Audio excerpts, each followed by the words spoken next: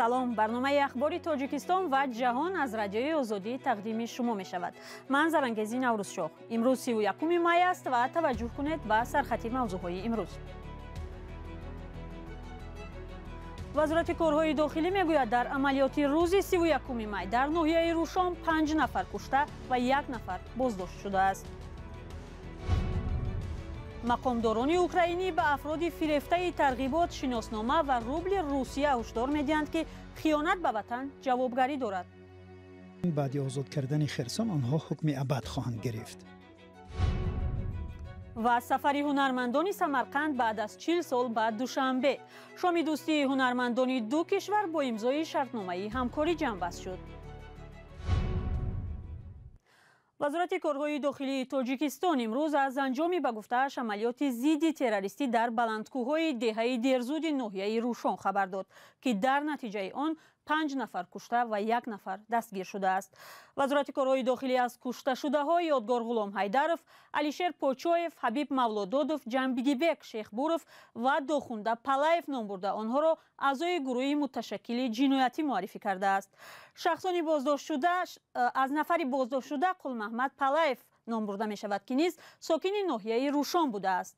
این خبر در حالی است که حامیان حقوق و فعالان روشان گفتند آنهایی که چون جنایتکار و اعضای گروه تروریستی معرفی شدند ساکنان ملکی این ناحیه هستند و هیچگاه سلاح نداشتند. همکارم خیرامان بقازاده که حالا با ما در استودیو است این خبر و تحولات دیگری وضع در ناحیه روشان را پیگیری کرده است. خیرامان، آیا درباره جزئیات عملیات امروزه چیها گفته می شود؟ در خبر وزارت کارهای داخلی تاجیکستان زرانگیز روز 31 می درباره نتیجه های به قول مقامات یک عملیات ضد تروریستی خبر داده گفته شده است که نفران کشته و بازداشت شده همه ساکنان دهه های دیرزود و ومری ناحیه روشان بودند و از 18 می به این سو مورد جستجو قرار داشتند. مقامات روز 30 می اسم این نفران را در میان 10 شخص مورد جستجو یاد کرده بودند. ولی در حادثه های 2 هفته پیش در پی اعتراض های ساکنان ناحیه روشان از ارسال نیرو به خاروخ که این شهر شاهد زد و خوردهای خادمان حفظ قانون و گروه ساکنان محلی از بیمیلی مقامات به تحقیق حادثه های نویبر پارسال شده است، حامیان حقوقی نفران را ساکنان ملکی به سلاح نامیده بودند. در جزئیات حادثه صبح امروز وزارت میگوید جای عملیات در فاصله 1 کیلومتری از سرحد افغانستان در بلندی 2800 متر در سطح بحر بود و در اینجا مقدار معینی سلاح از جمله یک سلاح شکاری، پولومت کلاشنیکوف، یک گرانتومت، 5 نارنجک و 4 اتومات کلاشنیکوف آشکار شده است. مقامات می‌نویسند که این گروه دعوت‌های به تکرار آنها برای تسلیم شدن را نادیده گرفته از پیگرد مقامات پنهان می‌شدند. مقامات این نفران را در حمله به کاروان автомашинаҳои خدمتچیان واحد تعیینات مخصوص ضد تروریستی الفا کمیته دولتی امنیت ملی گناهکار کردند که به گفته‌شان باعث کشته شدن یک افسر و جراحت وزنین 13 خدمتچی حربی گردیده است. به حساب های حامیان حقوق نکمتر از 20 ساکن ملکی روشان هم در حادثه های 16 تا 18 می کشته و بیش از 100 نفر بازداشت شدند. به هر حال سنجیدن درستی خبر مقامات برای خبرنگاران رادیوی آزادی با سبب نبود دسترسی به اینترنت یا قطع بودن خط ارتباط تلفنی با روشان فعلا مشکل است. در ضمن بنا به اطلاع دیگر در شهر خاروخ هم مقامات یک اعضای دیگری گروه جمعیتی کمیسیه 44 را بازداشت کردند. این گروه قرار بود همراه با خادمان حفظ قانون در تحقیق خشونت‌های نویبر پارسال اشتراک میکرد. از اینجا چه خبر است خیرامان؟ از خاروخ که مثل دیگر منطقه های ولایت مختار کوهستانی بدخشان در انزوای اطلاعاتی و به اینترنتی به سر میبرد، به هر حال خبری بازداشت منوچهر خالق‌نظرов مدیر انجمن حقوق شناسان پامیر و عضو کمیسیه 44 به دست رادیوی آزادی رسید. مقامات او را به عضویت در اتحادیه جنایتی متهم کردند. نظر خالق‌نظرов هنوز دسترس نیست و هم روشن نیست که خود او با وکیل دفاع تامین شده است یا نه. ولی دو منبع مستقل رادیوی آزادی گفتند منوچهر خالق‌نظرов هفته گذشته در شهر خاروخ بازداشت شده است. به گفته یک منبع با اعتماد علیه خالق‌نظرов با اتهام اشتراک در اتحادیه جنایتی پرونده باز شده است که از 8 تا 12 سال زندان را پیش بینی می‌کند. مقامات درباره بازداشت بازداشت خالق نظر و دیگر اعضای کمیسیون 44 که عبارت از نمایندگان جامعه شهروندی ولایت مختار کوهستانی بدخشان بود رسما شرح ندادند و منابع رادیوی آزادی گفتند منوچهر خالق نظرов همراه با دیگر اعضایان کمیسیون 44 آخر هفته گذشته اول به بازپرسی دعوت و سپس بازداشت شده است و به این ترتیب تا حال بازداشت 4 عضو این گروه از جمله حقوقشناس و مدعی کرسی پرزیدنتی فراموز ارگاشف، برادر الفت خانم محمدشایف بازداشت شده خورسند محمدشایف، یک فعال محلی مظفر مبارکشایف این خبرها تصدیق شدند و به دست ما رسیدند. اتهام آنها چی بوده است خیرمان؟ طبق اطلاع یک منبع رادیوی آزادی مقامات اعضایان کمیسیون 44 را به گرفتن مبلغ از سازمانی در تاجیکستان ممنوع پیمان ملی تاجیکستان گمان بر می‌دانند، اما خالق نظرов و دیگر اعضای کمیسیون 44 در بازپرسی‌های اولیه این اتهامات را رد کردند. تشکر خیرامان بقازاده درباره عملیات اخیری به قول مقامات ضد تروریستی خبر میداد. ضمناً شرکت‌داران اعتراضهای اخیر خاروق و ریشان بارها اصرار ورزیدند که اعتراض آنها آسایشته است. همچنین سازمان‌های بین المللی حامی حقوق استفاده از زور و فشار به اعتراضگران را محکوم نموده گفتند به استفاده اصطلاح گروه‌های متشکل جنایتکار موافق نیستند. و بیننده عزیز، موضوع صحبت برنامه نوبتی گپی آزاد در رادیوی آزادی هم سبب‌های سرزدن ناامنی در بدخشان است. همکاران ما با صحبت سیفالله سفرов، پروفسور سیاستشناس و شیرعلی غلامعلیov، پژوهشگر دانشگاه سوگوبای ژاپن و زاده بدخشان را به برنامه دعوت کرده‌اند. پاره از آن بحث را حالا همراه می‌بینیم. من آنها را تروریست نمیگویم چون که اونها تفکیش‌ها با وجود نبودن، لیکن آنها را همچون جنایتکار میگویم برای آنکه از پشت الفت خانم رفتن. الفت خانم با محمد باقر آنها را خرید. آنهایی که خریده شدند و در مقابل منفعت دولت و ملتشان میستند، آنها را حتما جنایتکار نامیدن لازم، دیگر نام ندارند. محترم شیرعلی غلامعلیov، نظر شما چی است؟ مرحبا. نظری منم چنین است که در بدخشان یعنی عموما در مردم پامیر در تاریخ تروریست نبوده است. متاسفانه چخیل که استاد گفتند امی واژه تروریسم و فاشیسم و دیگر چیزا یعنی دیگر شکل دیگر را گرفته است. چخیل که مثلا روسیه به اوکراین حمله آورد و اونجا گفت که مردمش فاشیسم، لیکن اوکراینا میگن که ما نداریم فاشیسم. تروریست یا که تروریسم همونی است که یگان ترکیش و یگان سوی قصد به جان یک است، لیکن در ولایت مختار کوهستان بدخشان یگان گروه تروریستی نیست. و بعد چیزی که استاد میگن که جنایتکار هستند، جنایتکار در ماده 20 قانون جمهوری تاجیکستان آمده است که هیچ کس حقوق ندارد تا حکم سود برآمدن کسی را جنایتکار بود. ببینید اینجا کاربران رادیو آزادی سوال میگذارن که چرا مقامات یک دسته شهروندان را جنایتکار می‌دانند. همین مسئله که حال شما شیرعلی گفته در نواری که سیفالله سفرov ذکر کردن شکست فتنه هم دیدیم که همین خیلی نام برده شدن. مگر تنها دادگاه نیست که حق دارد کسی را حکم کند؟ چرا این آدمان به حکم دادگاه جنایتکار عنوان میشوند؟ جناب سیفالله سفرov شما.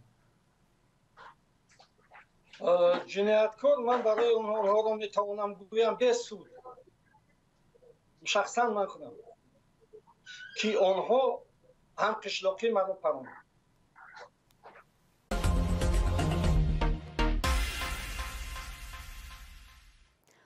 برنامه ساعت 8 سحر به وقت دوشنبه و ساعت 6 به وقت مسکو در وبسایت azadi.org، در صفحه های رادیوی آزادی در فیسبوک و کانال آزادی ویدیو در یوتیوب نشر می شود. نیروهای روسیه در منطقه های تصرف شده اوکراین به تشویق و روسی کنانی اهالی شروع کردند. در این منطقه ها در برابر نمایش برنامه های تلویزیونی روسیه از طریق مانیتورهای بزرگ، مقامات اشغالگر تقدیم امتیازناک شهروندی روسیه را پیشنهاد کردند و همچنین معاملات روبل روسی را به راه ماندند. ولی منصبداران اوکراینی به شهروندانی که شناسنامه خود را عوض میکنند هشدار میدهند که خیانت به وطن جزای سخت خواهد داشت. کیومرث عطا در این باره گزارش میدهد. نصب اکرانهای بزرگ و پیشنهاد شناسنامه روسی کنانی اهالی در منطقه های اشغال شده اوکراین به همین طرز ادامه دارد. 2022 считать товарооборот, вероятно, будут уже в рублях. در شهر ماریوپول در ماشین‌های بارکش اکران نصب کرده و به ساکنان برنامه‌های ترغیباتی رسانه‌های روسیه را نمایش می‌دهند. همچنین در این شهر در نزد نقطه‌های تقسیم کمک‌های بشردوستانه و آب 12 مانیتور بزرگ گذاشته شده است که نیز فقط شبکه‌های روسیه را نمایش می‌دهند. در دوره تعطیل تابستان هم در این مکتب‌ها در اینجا برای کودکان باز می‌ماند. دوام 3 ماه خوانندگان اوکراینی را برای تحصیل بر اساس برنامه تعلیمی روسیه آماده می‌کنند. قرار است به آنها درس‌های زبان و ادبیات روس و تاریخ روسیه آموزانده شود. بیش از 50 آموزگار برای کار در دوره تعطیل راضی شدند. کرمل با تصویب یک سند پیشنهاد شناسنامه روسی به ساکنان منطقه‌های اشغال شده از طرف روسیه را در اوکراین آسان کرد. اما به گفته سرگئی خلن، وکیل شورای ولایتی خرسون، ساکنان این قسمت اشغال شده نمی توانند در شهر خود سندهای روسیه را بگیرند. پیشنهاد شناسنامه روسی در قرم اشغال شده صورت میگیرد، یعنی خواهشمندان از خرسان تصرف شده باید به قرم رفته شناسنامه روسی بگیرند. آنجا یک گروه خردی هستند که با ماموریت و نظامیان اشغالگر همکاری دارند و احتمال شناسنامه روسی را میگیرند، ولی با همین بعد آزاد کردن خرسان آنها حکم ابد خواهند گرفت. خرید و فروش در منطقه اشغال شده با روبل روسی به راه مانده شده است. مقامات اشغالگری روسیه می‌خواهند ساکنان سیمکارت‌های شرکت‌های موبیلی روسیه را بگیرند. در اینجا مردم برای خریدن سیمکارت‌های روسی در نوبت ایستادند. این سیمکارت‌ها با رقم +7 شروع می‌شود. طریق آن زنگ به روسیه همگی 5 سنت ارزش دارد، اما هر دقیقه زنگ به اوکراین اکنون 35 سنت حساب می شود. برنامه را ادامه می دهیم. روز یکشنبه در تئاتر اپرا و بالت به نام صدرالدین عینی در شهر دوشنبه شام دوستی هنرمندان تاجیکستان و ازبکستان برپا شد. تفصیلات در گزارش همکارانمان سرویناز روح‌الله و اسکندر فیروز. بعد از فاصله 40 ساله هنرمندان سمرقند دوباره مهمانی دوشنبه شدند. طول یک هفته در تئاتر اپرا و بالت به نام صدرالدین عینی هنرمندان ازبکستانی برنامه‌های مختلف فرهنگی خود را پیشکش تماشابینان تاجیک نمودند.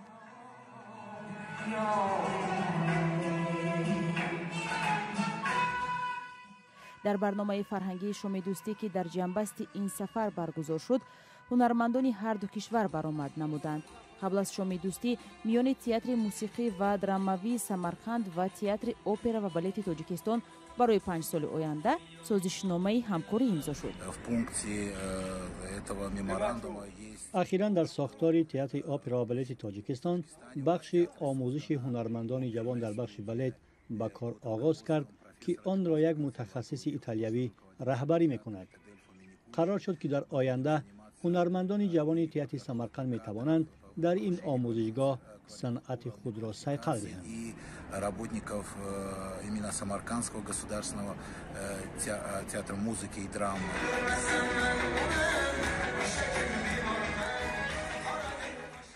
مسئولان تئاتر سمرقند میگویند از این به بعد هنرمندان ازبک و تاجیک میتوانند در هر وقت دلخواه به شهرهای همدیگر سفرهای هنری انجام دهند. طبق این سازشنامه ما می توانیم هر ماه و یا هر 3 ماه یک مرتبه به شهرهای همدیگر سفرهای هنری داشته باشیم. گذشته از این توافق شد که تئاترهای ما می توانند ضمن تهیه نمایشنامه‌های خود از ظرفیت هنرمندان و کارگردان‌های همدیگر استفاده کنند. تئاتر orqali ko'rsatmoqchimiz.